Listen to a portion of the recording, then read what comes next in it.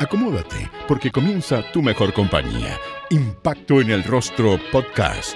Es una invitación para conversar con nuestros artistas, analizar la actualidad, hablar sobre el teatro y recordar las teleseries, esas que aún están en tu corazón.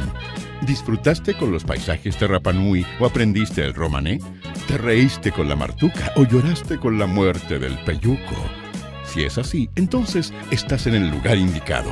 Te invitamos a acompañar a Jorge Peña y sus invitados en Impacto en el Rostro, Tu Mejor Compañía.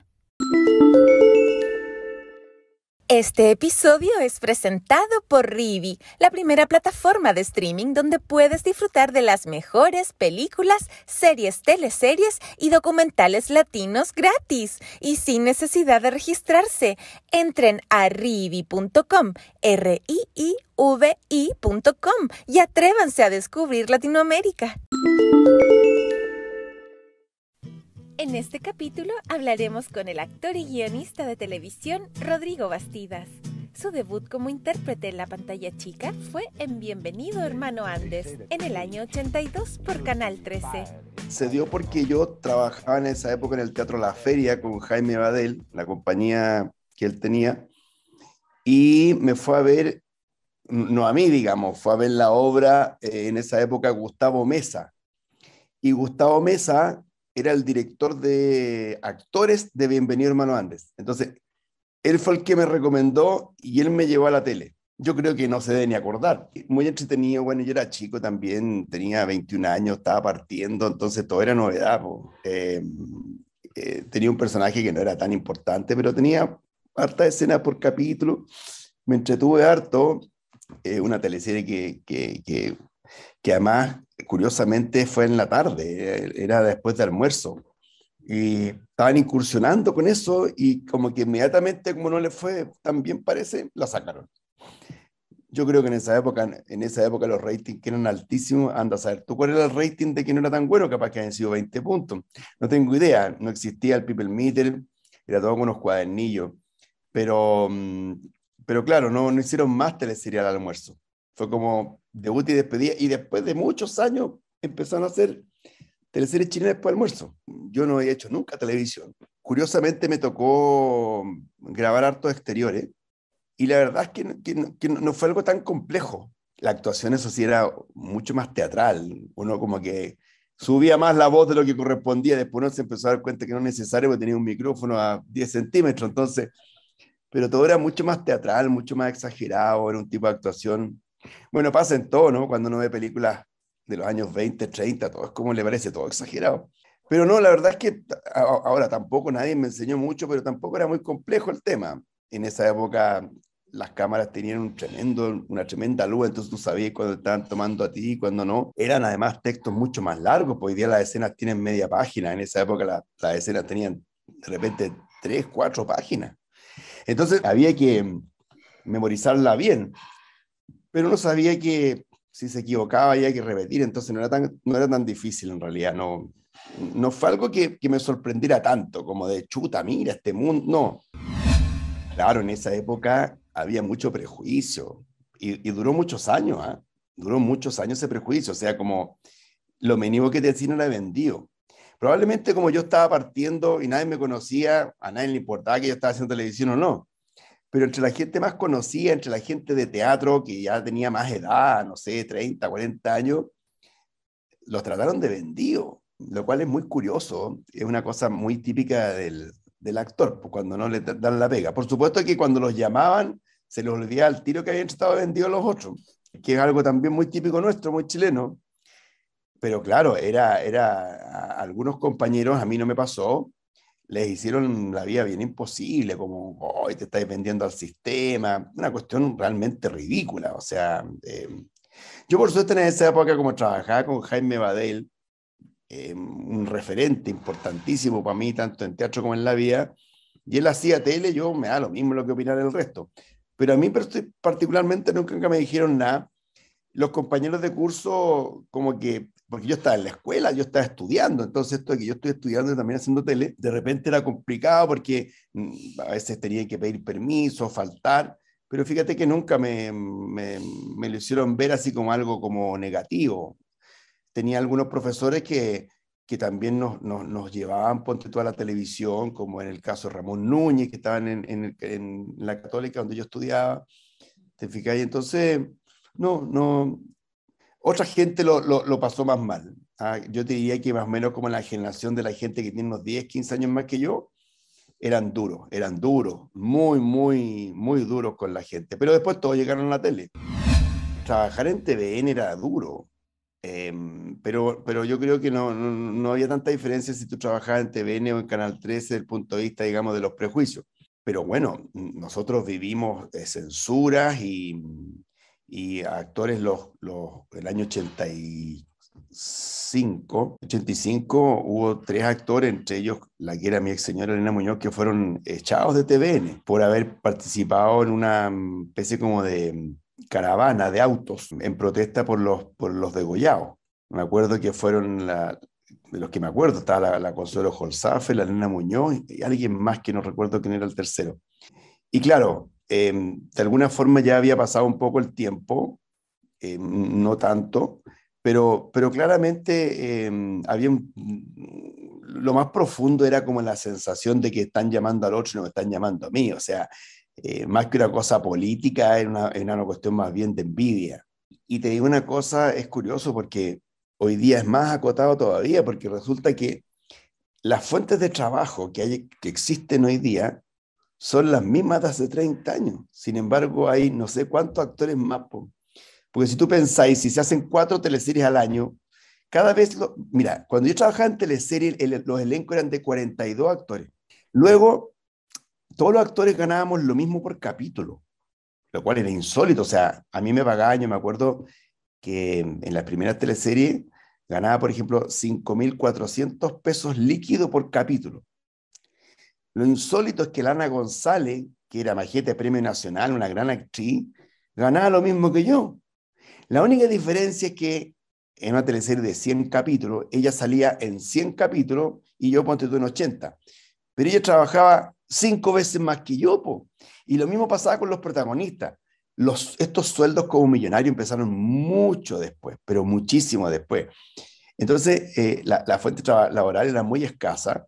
Los actores como que tenían un pasar bastante más sencillo que el de hoy día. Te fijas, hoy día hay muchos actores que tienen una muy buena situación económica, muy buena, gracias a la televisión. En esa época, yo te diría que no había ningún actor con una situación económica holgada. O sea, no había ningún actor que podía darse el lujo de no trabajar o decir, no, sabes que esto yo no lo hago.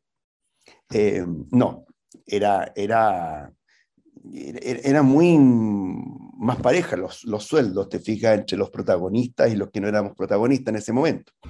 Rodrigo fue parte del éxito de Los Títeres, teleserie escrita por el guionista y dramaturgo Sergio Bodanovich. Ahí interpretó a Ulises. Sí, por supuesto. Bueno, Sergio Bodanovich es un gran dramaturgo chileno, tiene unas obras muy bonitas. Yo participé en 2 teleseries de Sergio Bodanovich y las 3 teleseries que hizo eran muy buenas, que fueron Los Títeres, Secreto de Familia y una serie que se llamaba Mi Familia Feliz. Esa era buenísima, muy, muy buena también. Los Títeres también eran muy entretenidas porque además eran distintas épocas. Entonces, de alguna manera eso te permitía ver el desarrollo de los personajes en el tiempo.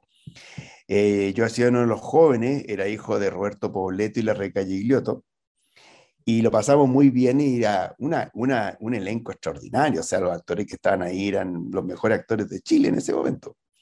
Y yo comparto con lo que dice Yane, creo que Los Títeres puede estar considerado una de las mejores teleseries que se han hecho. Claro que habría que ser justo en términos de que probablemente si hoy día tú la ves, hay que mirarla con cariño, porque tenían otros ritmos, otros juegos de cámara. Los textos eran textos muy teatrales, te fijas, donde había un desarrollo de las situaciones, eran menos televisivas, te fijas, era más teatro, pero funcionaba muy bien, y yo creo que es una de las teleseries que, claro, en esa época no existía el People Meet, pero claramente fue la primera teleserie después de La Madrastra que también tuvo un éxito así como descomunal. Ahí como, con esa teleserie como que yo me empecé a dar cuenta que la gente te ubicaba de cara, no de nombre. pero sí, efectivamente tú llegabas a un lugar y la gente decía, oye, sí, pero, pero muy distinto como ha sido después, po. Hoy día Ujú. las teleseries tienen un impacto mediático impresionante. Ujú. Rodrigo, ¿y por qué era tan buena Los Títeres? ¿Cuál era su secreto? Mira, bueno, primero Sergio era muy buen dramaturgo, manejaba muy bien las historias. La historia que contó en esa oportunidad Sergio era muy bonita porque en el fondo eh, demostraba un poco cómo el arribismo chileno, cómo la ambición desmedida en los personajes iba haciendo mella, ¿no? Cómo estas familias que se conocieron de chico se desarrollaron, cómo crecieron, cómo vimos los sueños incumplidos de muchos de los personajes. Te fijas, el tipo que quería ser un gran abogado terminó siendo un abogado julero, el tipo que quería ser un gran cineasta, puta, terminó haciendo cualquier cosa. O sea, hay una mirada muy interesante en el fondo cómo se frustraron muchos sueños. Diría que una teleserie que tiene que ver con eso, con las frustraciones de muchos sueños, cómo la ambición, digamos, yo me acuerdo del personaje Aníbal Reina, que después es muy curioso porque terminó paralítico, casi cuadraplégico, y Aníbal decía, pucha, me dieron el premio al mejor actor y yo ni me movía. Entonces tenía que ver con eso, con una estructura de guión donde retrataba una sociedad como en decadencia también, ¿eh? Y eso era muy interesante, muy entretenido. Mira, Lana González era una actriz fundamentalmente de intuición, ¿te fijas? Es esa gente que podía, o sea, ella leía y ya lo estaba haciendo bien. O sea, no interpretaba, ella dejaba correr los textos de una manera sorprendente. Yo tenía muchas escenas con ella, era pilla también, era muy vivaracha cuando manejaba las situaciones, te fijas, me acuerdo de una oportunidad que tenía que llorar y no lloraba nunca, po.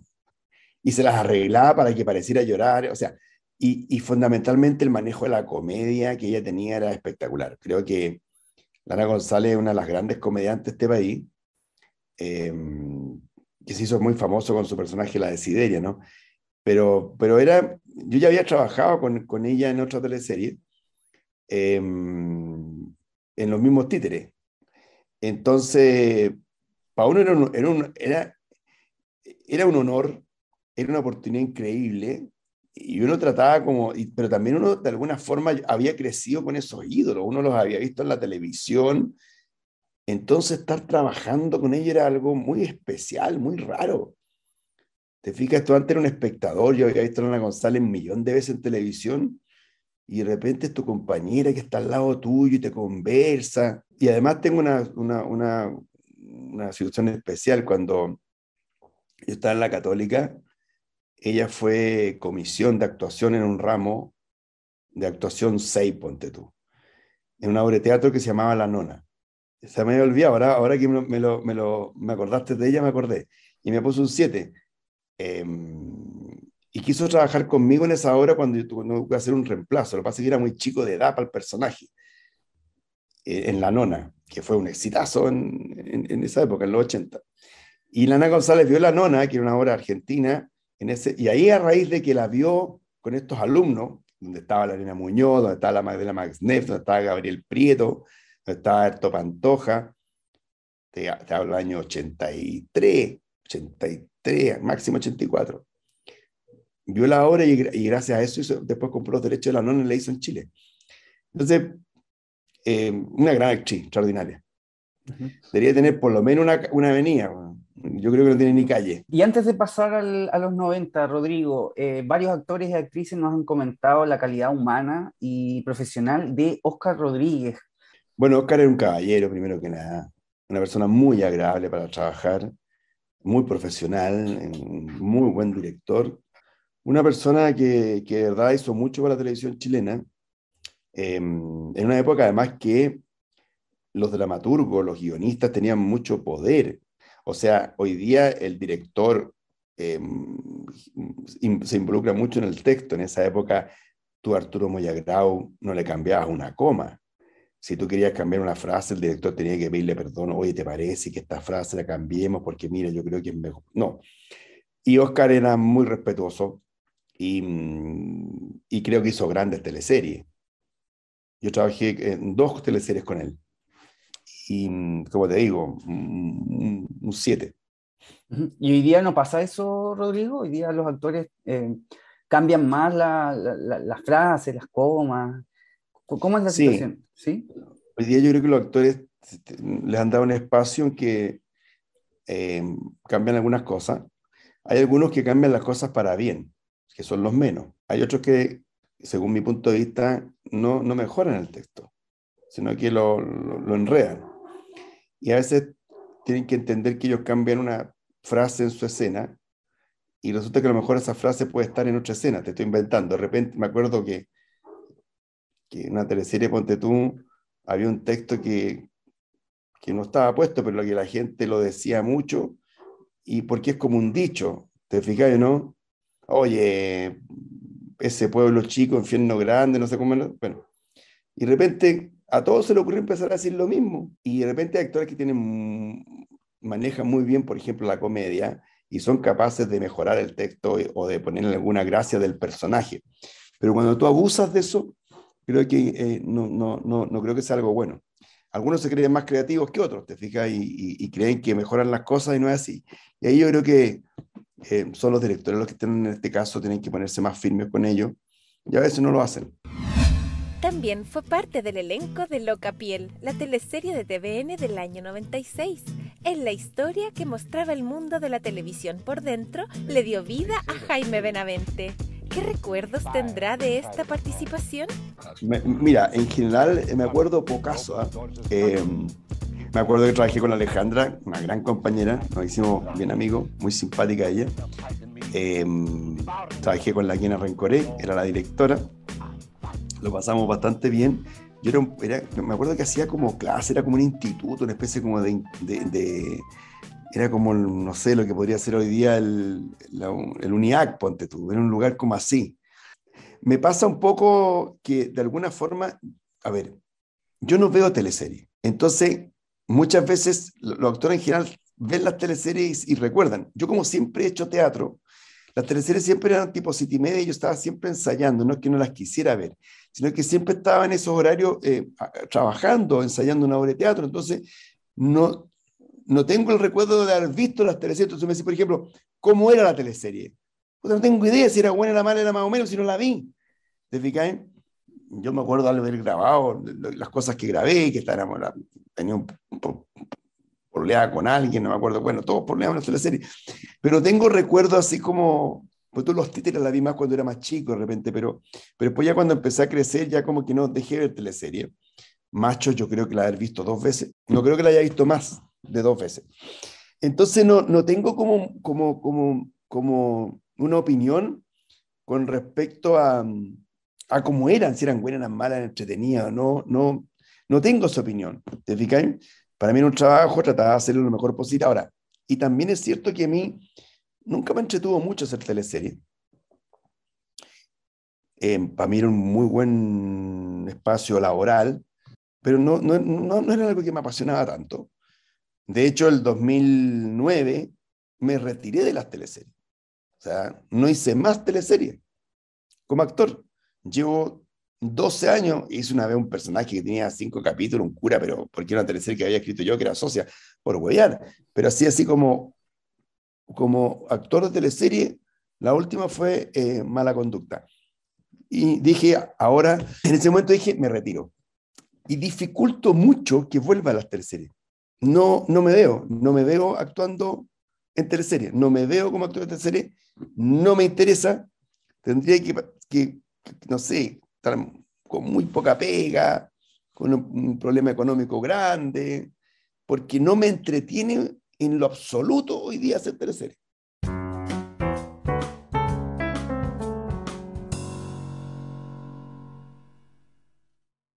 ¿Qué puedo hacer hoy? Con Rivi ya tengo la respuesta. Disfrutar de las mejores películas, series, teleseries y documentales de chilenos y latinos, completamente gratis. Solo debes descargar la app en tu celular o Smart TV y listo, que comience la diversión. Además, Rivi.com, RIIVI.com, te invitan a revivir las mejores teleseries como Amores de Mercado, Brujas o Romané, entre muchas otras, en la mejor calidad. Impacto en el Rostro y RIIVI, Rivi, comprometidos con la ficción nacional.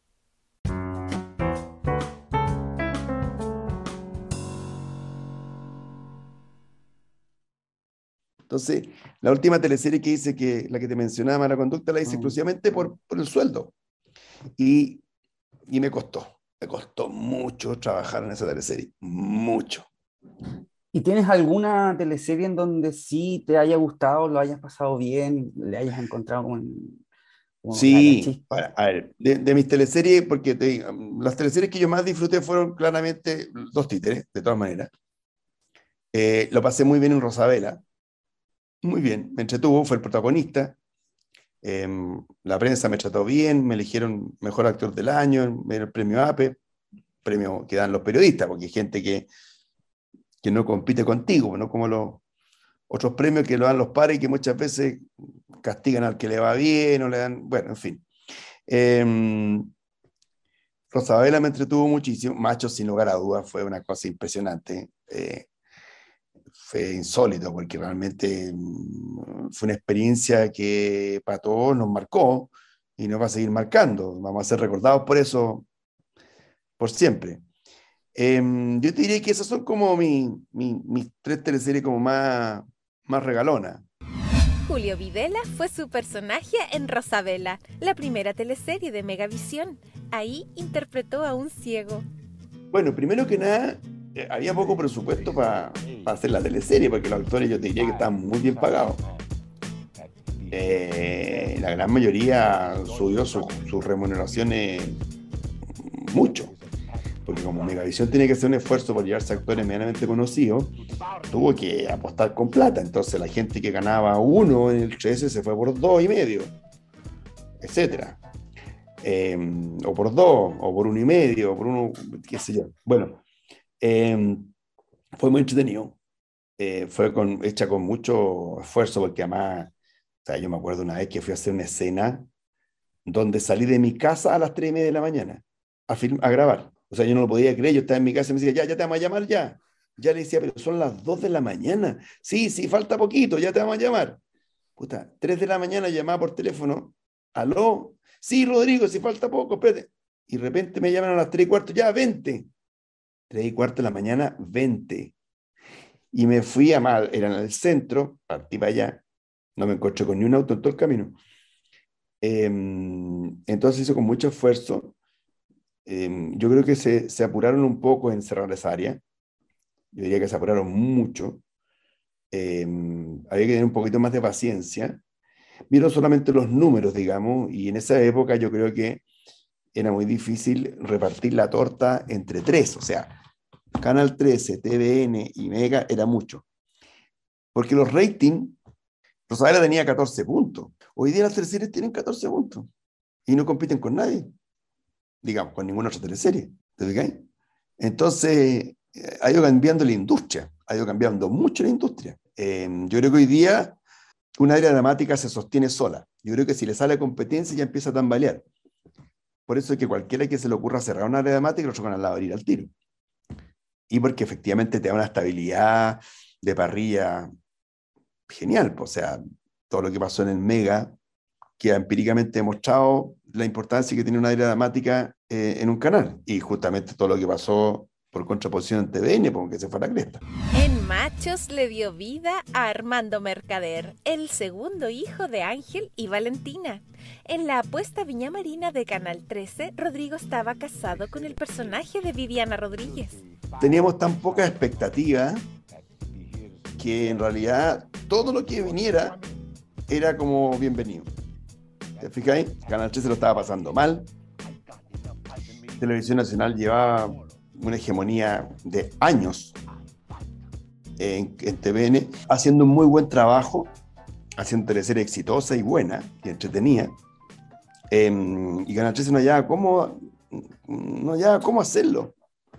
Y apareció este guión, que era un guión muy bueno, muy entretenido, muy contingente, donde se hizo también un trabajo de marketing bueno, donde se hizo una publicidad muy buena, y donde contrataron actores, digamos, y que tuvieron una particularidad cada uno, y que los hizo muy reconocibles y muy carismáticos, con mucho ángel también. Entonces se juntaron muchas cosas, una buena producción, te fijáis, la Vero Saquiel hizo un muy buen trabajo ahí también. Estaba Herbal como director, que Herbal es un muy buen director de actores. Y por lo tanto se hizo un trabajo bien, bien especial, como diciendo, bueno, demos la pelea.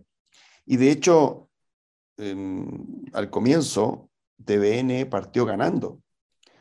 Tuvo como un mes ganando, o sea, se revirtió el rating como al mes. Nosotros le ganamos una teleserie que, bueno, Puerta Adentro perdió con más de 20 puntos. Perder con más de 20 puntos. O sea, imagínate la cantidad de televisores encendidos que había. Y nosotros teníamos 40 puntos, ellos tenían 20, 60% de gente viendo 2 teleseries, además del resto de las cosas. Bueno, no existía el cable y fue impactante, porque la verdad es que la cosa mediática fue impresionante. O sea, realmente tú no podías andar en la calle. Bueno, yo nunca he andado mucho en la calle en realidad, pero de verdad que era una cosa impresionante. O sea, tú llegabas a un lugar y no sé de dónde aparecían 10 cámaras, 15 periodistas, te metían el micrófono por todos lados, por aquí y para allá, o sea, te perseguían a donde tú ibas, era una cosa insólita. Y claro, yo creo que era algo muy, muy inesperado, esa sensación como de estrella de rock, que tú no estabas acostumbrado a manejarla. Y bueno, nos hicimos todos muy amigos hasta el día de hoy. Y claro, los recuerdos tienen que ver con el éxito, tienen que ver con esta amistad que se produjo, tienen que ver con este fenómeno, ¿te fijas? Y entonces uno lo recuerda con mucho orgullo, con mucho cariño. El personaje mío iba a la pelea del punto de vista que, en esos personajes que tú de repente son los odiosos, pues, o sea, el más odioso de la teleserie era yo. Me retaban en la calle, me trataban de machista, pesado. Entonces, claro, no era fácil, yo sé, del punto de vista como económico no era muy rentable, porque los otros lo llamaban a todos los eventos, pero a mí no, porque como era pesado.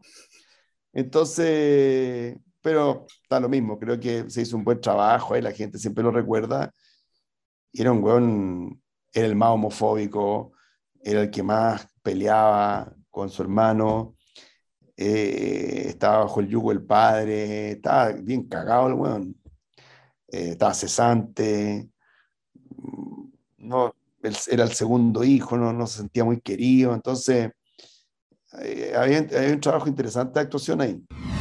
Su primera teleserie como guionista fue Aquí mando yo, de la guionista Daniela Castaño. Bueno, fue una coincidencia. Cuando yo dije, ¿sabes que no actúo más en teleserie? Me llaman aquí en Rencoré, de TVN, para ver si me interesaba empezar a escribir teleserie. Así de simple. Y yo le dije, ya, entretenido. Y ahí entré y empezamos. También TVN estaba como tratando de buscar otra manera, otro tipo de escritura. Sentían que ya habían probado todo, estaban con los ratings muy bajos. En esa época tenían 14, 15 puntos en TVN. Y armaron un equipo con la Dani Castaño, con la Elena Muñoz, con Luis Ponce y Rodrigo Muñoz. Hicimos Aquí mando yo y la rompimos.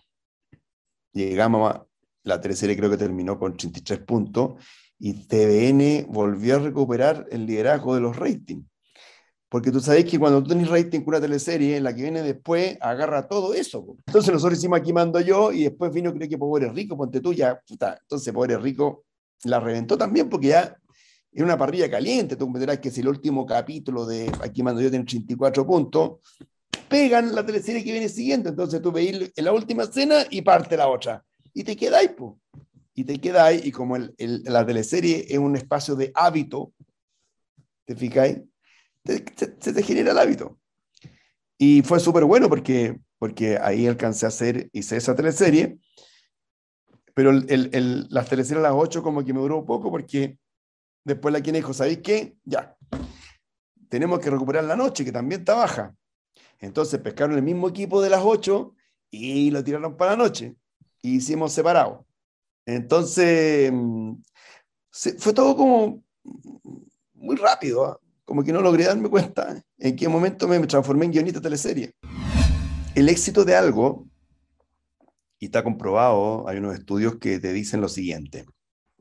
El éxito de un producto tiene que ver con un 44% el timing y solamente el 24% el producto. Imagínate, o sea, es más importante cuando tú das algo que tu producto. Por lo tanto, desde ese punto de vista, si uno analiza un éxito, hay que analizar muchas cosas. Muchas cosas. Y por lo tanto, si fue un bálsamo o no fue un bálsamo, probablemente por si así, como ha habido otros ingredientes de que hayan resultado que esta teleserie tuviera éxito, no solamente el producto, ¿no? Yo te podría decir, no, que la teleserie era muy buena, pero te insisto, ese es un cuarto es que la teleserie sea buena. Rodrigo pasó a los guiones nocturnos gracias a Separados, la nocturna de TVN del 2012. La historia se centraba en las rupturas sentimentales de 5 hombres. Si quieres revivir esta entretenida historia, te contamos que está disponible en Rivi. Yo empecé a darme cuenta que lo que más me gustaba era escribir. Como que yo creo que descubrí eso. A ver, yo también he escrito varias obras de teatro, como 20 obras de teatro, 3 películas, entonces como que la escritura de teleserie me entretuvo mucho y me sigue entreteniendo. Porque efectivamente lo que más me gusta es escribir, segundo dirigir y tercero actuar. Entonces como que ya con la segunda teleserie empecé a agarrarle más el gustito y después como que fue todo muy orgánico. Aprendí mucho, porque uno al principio no sabía, te fijas, uno no tenía experiencia de escribir teleserie. Entonces cuando tú no tenías experiencia de escribir teleserie tenías que aprender. Yo las teleseries las había leído como actor, ¿te fijas? Y no es lo mismo, como dicen por ahí otra cosa con guitarra, ¿te fijas? O sea, escribir teleserie es algo pero muy difícil, requiere una cantidad de trabajo y talento enorme. La cantidad de páginas que tú tienes que escribir son muchísimas. La presión que tienes es muy grande. La velocidad con que tienes que escribir también es muy grande. No te podéis tomar todo No, hay que cumplir, ¿cachai? Hay que escribir 3 capítulos a la semana, tiene que estar bueno, ¿cachai? Es muy difícil, es complejo, es un trabajo de verdad que la gente que no conoce no tiene idea. Yo no lo conocía y no sabía lo difícil que era escribir teleseries. A mí me llegaban los capítulos, los leía como actor, vaya. Pero ahí aprendí, digamos, a respetar, no es que no lo haya respetado, también lo respetaba de antes, pero a tomar la magnitud de lo que significa escribir una teleserie. Entonces, le agarré el gustito. Y en ese sentido, Daniela Castaño, como jefa de libretos en Aquí Mando Yo y en Separados, ¿cómo fue trabajar con ella? Sí, no, fantástica. La Dani es un encanto. Bueno, estoy trabajando con ella ahora. Hicimos Edificio Corona, ahora estamos escribiendo una nueva. Hicimos 2 teleseries antes, siempre nos hicimos muy amigos y trabajar con ella fue muy entretenido. Somos personas además que tenemos como una visión de vida parecida, entonces nos llevamos muy bien, nos matamos de la risa, congeniamos muy bien con Dani. Y ella como jefa de equipo, tanto en Separados como en Aquí Mando Yo, puta, excelente. Muy, muy buena. Y para terminar con Separados, Rodrigo, ¿con qué te quedas de esa teleserie? Bueno, nosotros hicimos una escena en esa teleserie para que tú veas lo que son las cosas, lo mediático que de repente son las cosas y de repente no. En esta teleserie, por ejemplo, una escena donde 2 gays los casaba un cura católico. No pasó nada. Entonces tú decís, ¿por qué no pasó nada? Entonces como que es porque de repente las cosas en este país son como más importantes las formas que los contenidos. O sea, se podrían haber agarrado ahí y haber hecho todo un tema al respecto. Estamos hablando 2000, 11, 12, no sé cuánto fue, 12. Puta, no pasó nada. O sea, estamos hablando que recién hoy día está aprobada la ley, ¿no?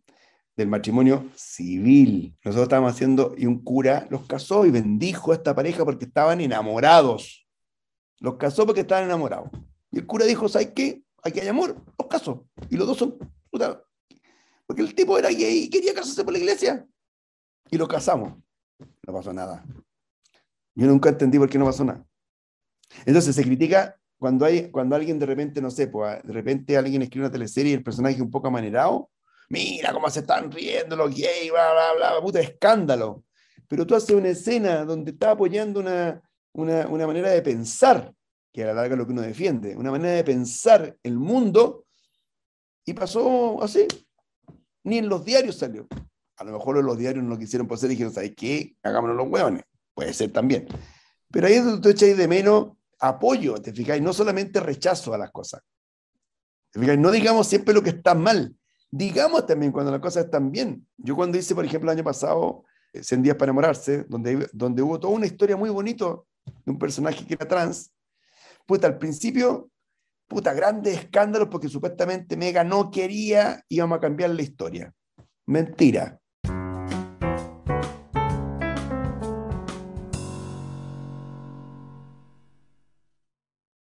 ¿Necesitas un impulso para recobrar ese estilo de vida saludable perdido en la rutina, el trabajo y todas tus obligaciones?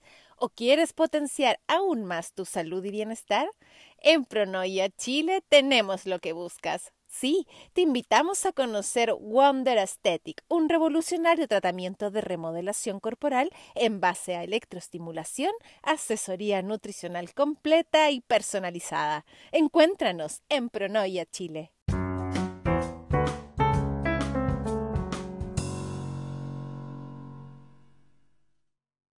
O sea, me acuerdo que entrevistaron a una chiquilla trans y dijeron, ¿qué te parece que el Mega cambie la historia? No, pésimo.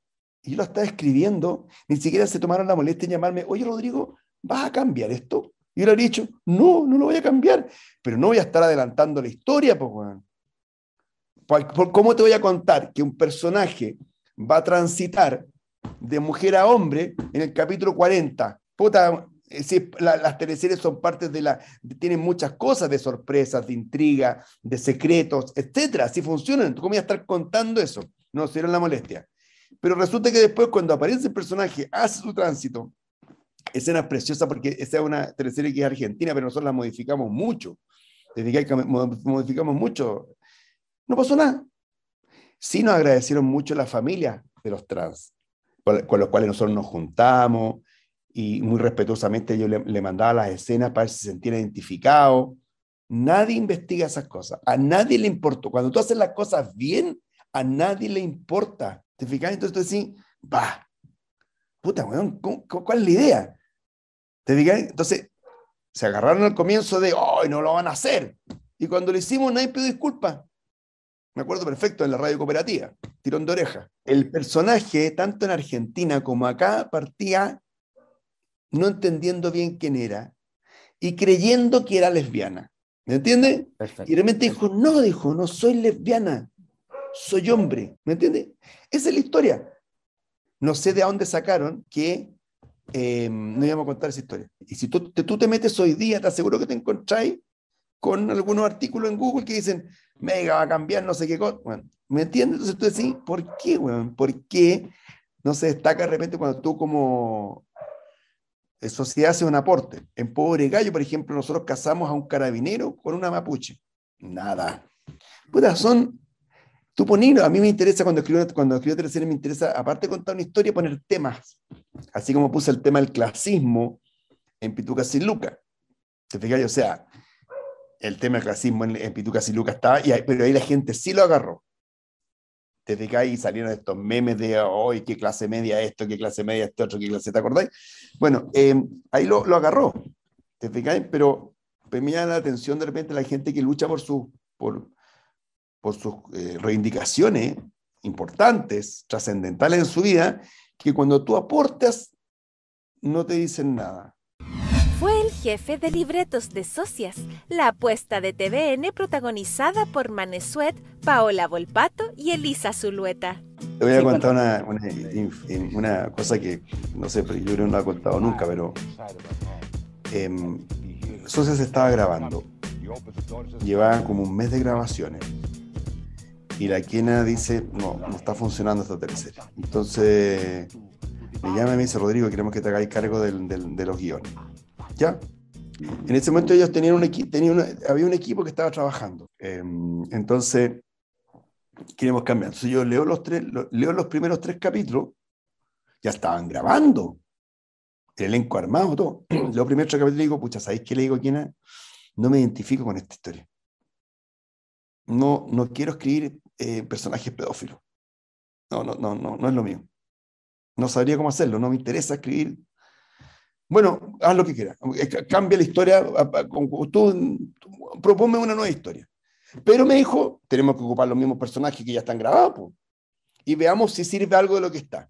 Por lo tanto, el capítulo 1 debe tener 3 escenas del capítulo original de la Argentina. Bueno, te insisto, esto no lo he contado nunca. Sale una crítica en el Mercurio de Socias, buenísima. Y el comentario era, ¿cómo se nota que el guión es argentino? Yo me quedé callado porque tampoco podía decirlo en ese momento. Fue una teleserie además que, por eso te digo que son tan importantes los momentos. Esa teleserie, cuando entra al aire, el Canal 3 estaba ganando con una teleserie que no recuerdo cómo se llamaba. Socias la pasa, da vuelta el rating. Y ellos ponte tú, Soltera otra vez, 2 o 3. Nuevamente Soltera otra vez parte y nos vuelve a pasar. Y Socias nuevamente vuelve a pasar. O sea, le ganó a 2 teleseries partiendo de abajo. Pero como era tanto el rating repartido, al final nadie se acuerda de eso. Entonces la importancia que tuvo Socias fue esa, que revirtió 2 veces un mal comportamiento de rating con 2 teleseries distintas. Y yo creo que fue muy importante, ¿te fijáis? En ese momento para el canal.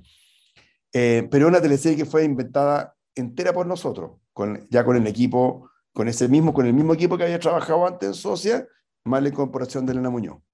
¿Te fijáis? Entonces, pero la inventamos entera. No tiene nada de la Argentina, nada. Más que los personajes, y que eran 3 abogadas que tenían un estudio.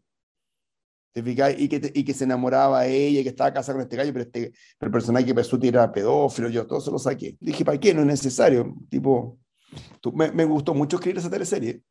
A mí me gustaba mucho esa teleserie. O sea, a ver, yo no me enamoro solamente de los éxitos. Me encantaba Socias a mí. La veía. ¿Qué era lo que más te gustaba de Socias? La historia, me gustó mucho la historia, era muy entretenida la historia. O sea, a ver, uno trata como de ir contando una historia que sea entretenida, era en la noche, era una manera de que el personaje de Pesuti ya se estaba empezando a volver loco, era un celópata, estaba desesperado y ya no había que hacer para poder recuperar a su mujer, tenía que ver con eso. Pituca sin Lucas fue la primera teleserie de Kena Rencoret en Mega. Se trató de una comedia romántica creada por Rodrigo y Elena Muñoz. Todo un fenómeno en sintonía. O sea, 4 días antes de que partiera la teleserie, yo le pregunté al productor, Pato López, le dije, ¿con cuánto se conforman? Puta, dijo, 15 puntos, 14 sería fantástico. 14. Y partió con 32. La pusieron estratégicamente entre medio de las turcas, entonces que le estaba yendo muy bien, y marcó 32, pero estuvo 2 días en la noche. Y el tercer día la pasaron a las 8. Y, chuta, dijeron, a ver... ¿qué va a pasar? ¿Qué va a pasar? Y le fue fantástico. Y efectivamente yo te diría que en los últimos años, creo que, a ver, porque de repente las teleseries hay una diferencia entre un éxito y un fenómeno. Y la diferencia está en cómo perduran en el tiempo. Porque tú puedes tener un éxito. Por ejemplo, Aquí Mando Yo fue un éxito, pero no fue un fenómeno. Pituca sin Lucas fue un fenómeno, que se dan cada 10 años, o más quizás. ¿Te fijáis? Pobre Gallo fue un éxito, pero no fue un fenómeno. Estoy nombrando alguna mía para que no parezca como que estoy criticando otras teleseries. Pero tiene que ver con eso. El fenómeno es el macho, la madrastra, Amor de Mercado, que quedan para siempre en el inconsciente colectivo. Incluso ni siquiera, o sea, por ejemplo, la Adrenalina también quedó dando vuelta, ¿cachai? La gente, no sé, son fenómenos. Controlar los egos, como en todo en la vida. Desde que no creerte el cuento, entender que el éxito dura poco, a veces cuesta entenderlo, cuesta asumirlo, y hay que saber que después te van a evaluar por lo que hiciste último. No te sirve de nada. Mire, ¿de qué me sirve hoy día haber hecho Pituca sin lucas? Sí, es un cierto reconocimiento, entretenido, pero desde el punto de vista laboral, nada. No me sirve para trabajar en lo que estoy trabajando hoy día. No. Desde que no me sirve los éxitos finalmente no sirven, son recuerdos nomás. Son cosas que uno se acuerda. O sea, acabo de ver, ponte tú, un documental de Val Kilmer y es terrible, weón. Terrible.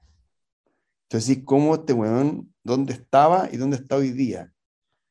Entonces, qué atroz es la vida, que a veces puede ser justa, injusta, lo que tú quieras. Entonces, a la larga, el trabajo, puta, hay que tenerle respeto cuando tú trabajas con trabajos que tienen que ver con evaluaciones que hacen un público y que están expuestos y donde todo el mundo opina.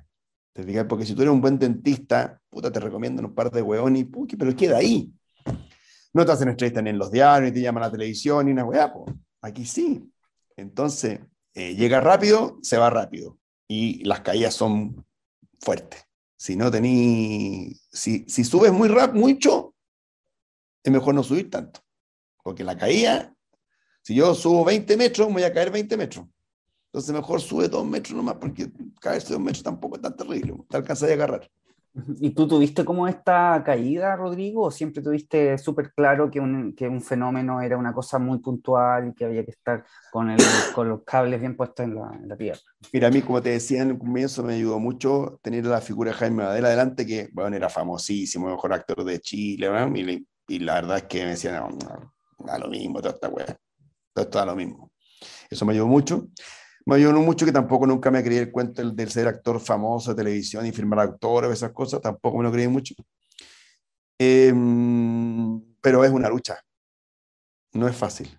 Tenéis que estar preocupado, tienes que preocuparte de no ser soberbio, de no decir cosas de repente que puedan herir susceptibilidades, de no parecer fanfarrón, de cuidar los egos. Cuesta, y probablemente me puedo haber equivocado muchas veces, en haber dicho cosas que estaban de más, en haber hecho comentarios que no eran necesarios. Uno tiene que tener un control sobre sí mismo muy grande. Pero no es fácil, eso es lo más difícil. Y en ese control te podías equivocar. Entonces puedes decir, sí, pero este bueno una vez dijo no sé qué cosas. Sí, yo creo que puedo haber dicho muchas cosas de las cuales hoy día podría arrepentirme. Y a lo mejor tuve actitudes también, pero creo que he hecho por lo menos el esfuerzo de, no sé, yo llego a un set y saludo a toda la gente. Lo he hecho desde que tengo 22 años. No llego al set de actor, hola, que hubo, hola, hola, no. Saludo uno por uno de la mano. Tanto así que te miran y como, chucha, porque además los sets siempre son oscuros. Y yo voy donde el compadre que está en la luz, y converso con todos. Puta, ¿me entendí o no? Es una manera de decir, estamos en equipo, nos necesitamos. Entonces, y eso te hace ponerte los pies en la tierra. Pobre Gallo fue otra apuesta creada por Rodrigo y su equipo. Se trató de una historia ambientada en la comuna de Hierbas Buenas, en la 7ª región. Sí, muy entretenido. Además fui para allá varias veces, la gente era muy cariñosa, la gente yo creo que buena estaba feliz. Tuve hace poco, ahora vamos a hacer una teleserie en el sur. Estuve hace poco en Cocholwe haciendo un pequeño trabajo de dirección de actores en la teleserie Amor Profundo. Es bonito mostrar Chile, mostrar distintas idiosincrasias y que la gente se vea retratada en sus teleseries. La gente se mueve muy orgullosa de que un lugar donde ellos viven salga en la televisión. A mí me encanta, me gusta mucho. Si yo escribo una teleserie que ocurre en un pueblo, hay que buscar un pueblo. Eso, por supuesto, te insisto que es un trabajo en equipo, o sea, tiene que estar también de acuerdo la Kiana Rencoré, el director, Nicolás Lemparte, la productora, la Dani Di Micheli, la Daniela Castaño y yo, que somos los guionistas. Sí, nos interesa contar una historia y sí, ok, y después lo van a buscar los lugares, ¿te fijas? Me acuerdo que la Kiana se acordaba de Hierbas Buenas y dijo, ¿sabes qué? Yo creo que Hierbas Buenas es el lugar adecuado. Y lo fueron a conocer y les gustó y nos fuimos para allá. El 2017 escribiste Tranquilo Papá, esta teleserie que partía muy en tono de comedia, pero que daba un vuelco, ¿cierto? Habían personajes que desaparecieron en la mitad de la trama y se incorporaron otros. Aunque tú no lo creas, de repente hay gente que tiene compromisos.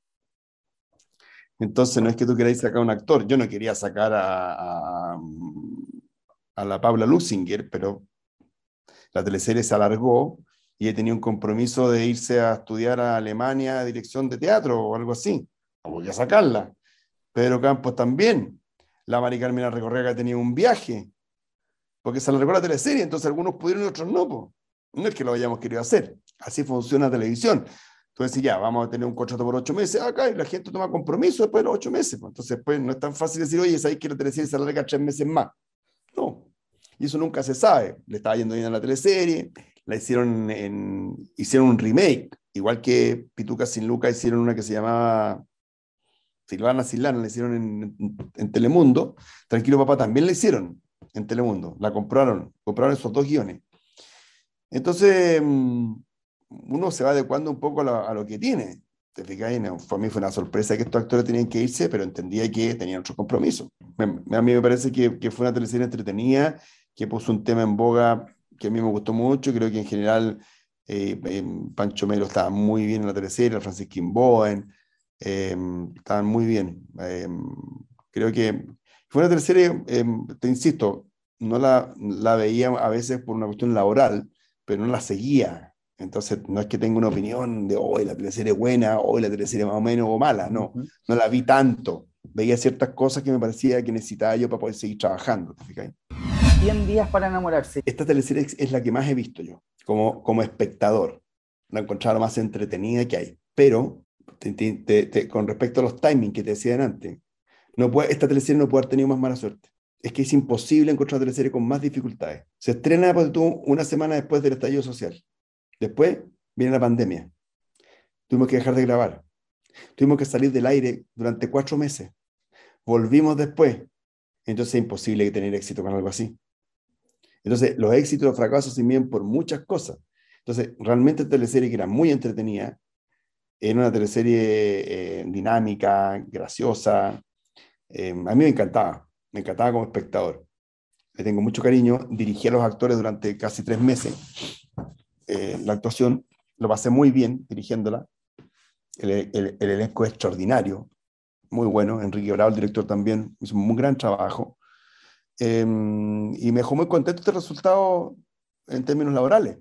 Pero, puta, claro, pero tú revisáis el rating, no sé, pues te decía que tenía 14 puntos. Entonces, sí, le fue mal. Pucha, pero veamos por qué le fue mal, po.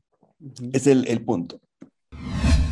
Edificio Corona fue la teleserie que escribió Rodrigo junto a Daniela Castaño. Era un riesgo, lo corrimos y yo creo que el resultado fue muy bueno. O sea, claramente Edificio Corona fue un exitazo. Le fue muy bien, la teleserie además que en términos como de rating comercial también le fue muy bien. Y creo que fue muy humana, muy entretenida, muy bonita, muy sencilla, con muy poco presupuesto. Y funcionó bien porque yo creo que acompañó en la pandemia a la gente. Tú ves que hoy día, por ejemplo, las cosas que se estrenan, es curioso, pero es como que la pandemia no existiera. No sé, pues, todas estas series nuevas que están apareciendo, no hay nadie con mascarilla. Entonces sí, bueno, como sea, toda la historia hoy día ocurre en el 2018. Se saltan las mascarillas, o sea, no sé, pues, cualquier hueá que tú veas hoy día que se filmó el 2021, el 2020, no existe la pandemia. Una hueá muy rara. Es como que no existiera la Segunda Guerra Mundial, o que no existiera, no sé, el problema en las Malvinas, o que no exista, es muy raro, pero no se hacen así. Como que todas las producciones es como que se hubieran puesto de acuerdo. ¿Sabéis qué? Ignoremos la pandemia, porque eso es lo que se ha hecho. Ignorarla. Nadie la metió en su historia. Raro. Bueno, nosotros sí lo hicimos y creo que le achuntamos. Bueno, yo hice una película en pandemia, Un loco matrimonio en cuarentena. No sé qué irá a pasar en el futuro, pero fue una buena experiencia, una muy buena experiencia. En algunos casos se toma en consideración, pero en otros no. Por ejemplo, si tú ves hoy día las 2 teleseries que están al aire de Mega, Pobre Novio y Amor Profundo, la pandemia Amar Profundo. Sí. Amar profundo. No existe la pandemia, ¿verdad? Y lo del estallido, yo diría que tampoco. No las he visto, pero yo creo que tampoco. No te puedo adelantar mucho porque la verdad es que la teleserie todavía como que no estoy autorizado a contar nada de la teleserie porque hay toda una gente que trabaja con respecto a las publicaciones, con respecto a lo que se dice y lo que no se dice. Por tanto, no te puedo contar nada de la nueva teleserie. Es un proyecto que está partiendo y todavía ni siquiera están confirmados los actores. Todos, hay que se confirmados, pero no todos. Pero claramente hay una opción, y es que de alguna forma, en este caso por lo menos, no se va a tocar el tema de la pandemia. No lo está tocando nadie, como te decía anteriormente. Nadie. Es raro, po. ¿Y tú ¿O sientes no? que esto es un error? No sé, fíjate. No sé si es un error. Capaz que sea algo bueno. En realidad, bueno, por ejemplo, yo me pongo una mascarilla y salgo arrancándola. Digo, otra vez la mascarilla. No sé. Además también pierde, o sea, los personajes todos con mascarillas como, no sé, pues como estar haciendo el Zorro o Batman. Todos tapados, pues. Entonces, hay una cuestión estética también que es fea la mascarilla, ¿no? Que te quita cercanía. La actuación, tener la mitad de la cara tapada. ¿Te fijas? Yo, por ejemplo, en Loco Matrimonio en Cuarentena, estamos en pandemia, pero la mascarilla no la usaba porque estaba la gente en sus casas, que en sus casas la gente no usa mascarilla. ¿Te fijas? De alguna manera, las razones por las cuales se produjeron los estallidos sociales, o sea, ese tipo de cosas siempre están apareciendo. Pero yo el feminismo lo vengo tocando hace mucho rato, no ahora. No me estoy subiendo al carro la victoria. ¿Te fijas? ¿No? Ponte tú, el mismo 100 días trabajé el tema de la homofobia muy fuertemente. Y eso uno lo va incorporando de a poco. Claramente uno a eso sí le echa mano. No podemos olvidar que hoy día el chileno piensa distinto. Eso sí, por supuesto, se incorpora. Sí se incorpora, pero no el estallido social como fenómeno, como hoy hay un estallido social, no. Pero sus consecuencias sí, de alguna manera, están hoy día en los guiones de todo, de cine, de teatro, de televisión, eso sí. ¿Estás contento escribiendo junto a Daniela Castaño? Muy No está- contento. La no está- Dani es un excelente ser humano, me siento muy amiga de ella, muy amigo de ella, me cae muy bien y sí, estoy muy contento trabajando con ella. Impacto en el Rostro Podcast es una invitación para conversar con nuestros artistas y recordar las teleseries, esas que aún están en tu corazón. ¿Te reíste con la Martuca o lloraste con la muerte del Peyuco? Si es así, entonces estás en el lugar indicado. Impacto en el Rostro, tu mejor compañía.